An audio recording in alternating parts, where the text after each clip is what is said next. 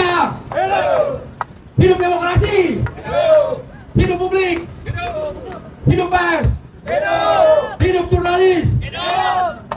Kawan-kawan semuanya, hari ini kita berkumpul di gedung yang sangat paripurna, gedung DPR MPR, untuk menyuarakan hati nurani bukan saja para jurnalis, tapi juga seluruh rakyat Indonesia, 274 juta penduduk Indonesia.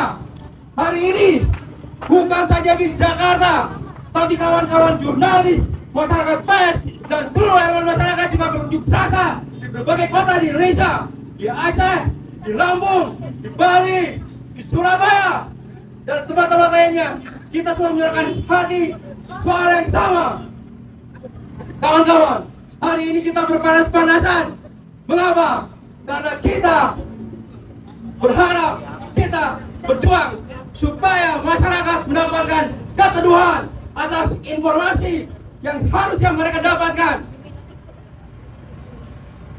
Kita tahu bersama bahwa saat ini di draft undang-undang penyiaran terbaru yang kita terima dan sudah kita konfirmasi bahwa itu memang draft yang resmi. Ada beberapa pasal yang sangat merugikan masyarakat. Antara lain adalah bahwa kita, masyarakat jurnalis, masyarakat pers, tidak lagi boleh melakukan kegiatan-kegiatan jurnalistik investigasi untuk publik. Itu sangat merugikan rakyat. Betul? Hidup publik, hidup pers, hidup demokrasi. Dan pada gilirannya itu adalah sangat merugikan demokrasi. Mengapa demikian? Karena pilar keempat demokrasi adalah pers. Mengapa kita panas-panasan di sini?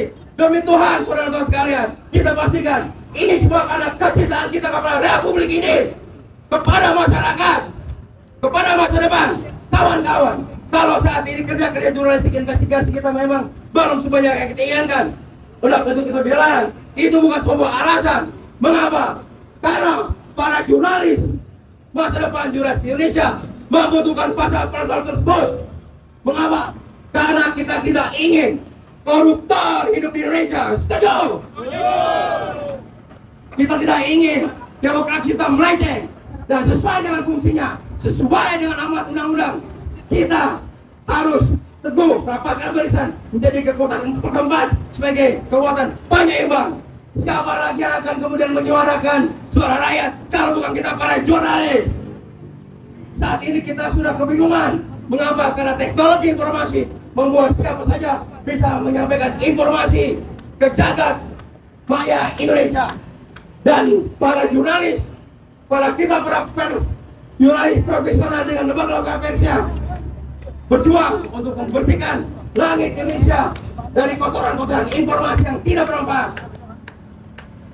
Dan saudara-saudara kita tahu semua, bila kemudian kerja-kerja jurnalistik itu, kerja-kerja investigasi itu dilarang, maka demokrasi akan melemah.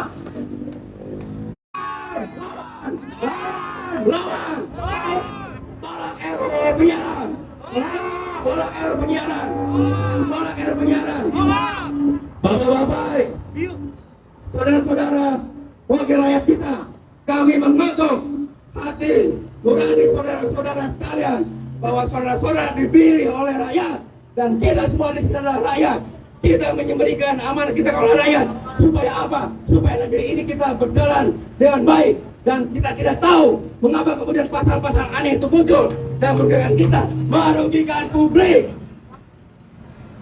Kami meminta mendesak kepada DPR untuk menghentikan, mengeluarkan pasal-pasal yang tidak bermanfaat itu dari pembahasan balik, supaya tidak kemudian dilanjutkan kepada pembahasan RUU dan tanda tanggal yang berikutnya dijadikan sebagai undang-undang. Kita lawan itu, lawan. Pasal yang sangat berpeluang untuk memberangus kemerdekaan pers yang sedang digodok legislatif.